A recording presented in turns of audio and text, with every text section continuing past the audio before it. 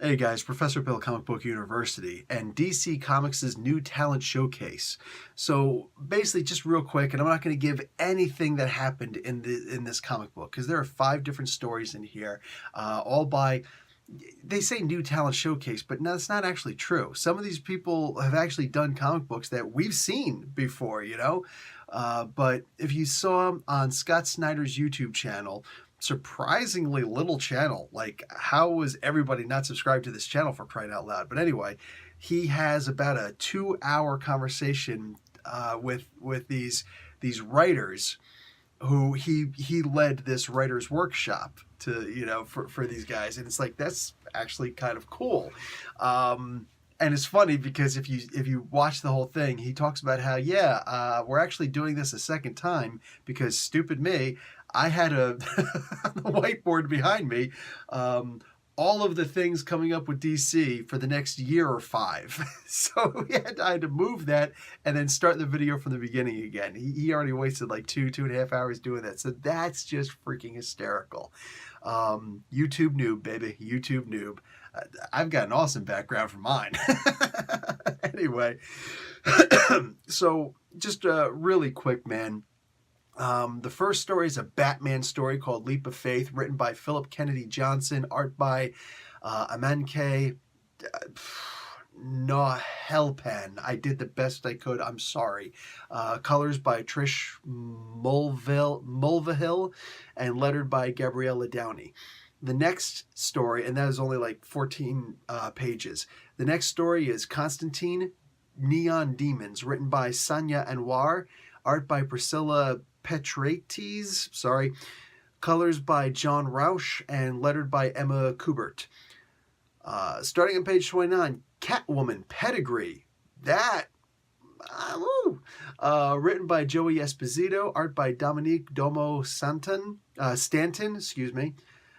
colors by Marissa Louise, and lettered by Christy Sawyer. Page 41, John Stewart, Where There's a Will, ... Written by Robert Jeffrey II, art by Max Rayner. Why didn't they do a Kyle Rayner story? Anyway, colors by John Calise and lettered by Ryan Christie. And Zatanna, there's actually another one, sorry. How did I forget that one?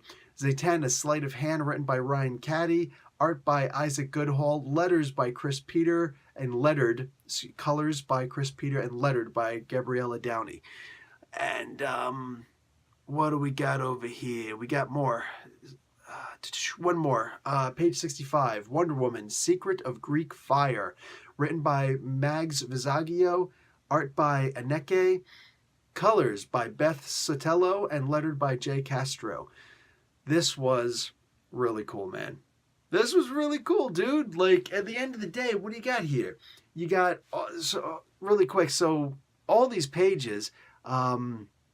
75, there's like an 80-page book. Wonder Woman, Zatanna, John Stewart, Catwoman, Constantine, Batman. So I said 5 stories. My bad. There are 6. It's even better than I originally said. I did a digital copy of this, all right? Comixology. You gotta love it.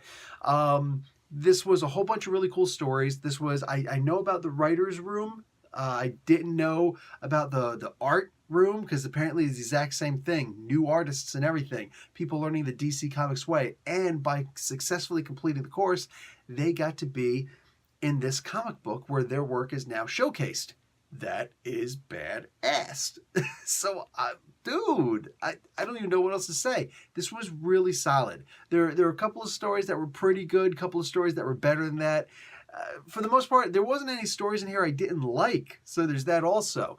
I think that this is a great way to, one, support new writers, new artists, new letterers, everybody. And I was going to go with another point in this, and I can't remember what it was, but it was a really good one. You got to trust me on that. Plus, it's really late. By late, I mean I've been up all night, finished work, got to go make breakfast for the family real quick. But the point is, I did want to get this one in really quick, and a whole bunch of short stories that you can just come back to. That's what I was going to say. This is a good comic book that, again, I went digital on this just because.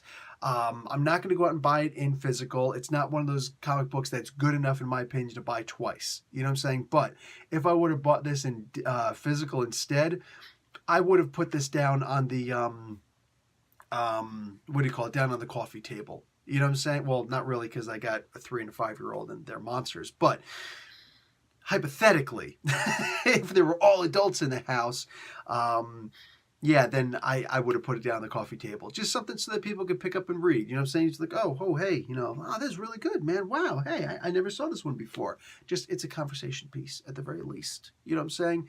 This was a good comic book. I definitely enjoyed this. I love that DC does this. I really hope they are going to do this once every year. You know, so like that would be really hot if they did something like that. Who knows? One of these days, you might see Professor Bill up there in the writing room hanging out with people. Just it might happen. It might happen. And that's going to be it for me. Professor Bill, Comic Book University. Class dismissed.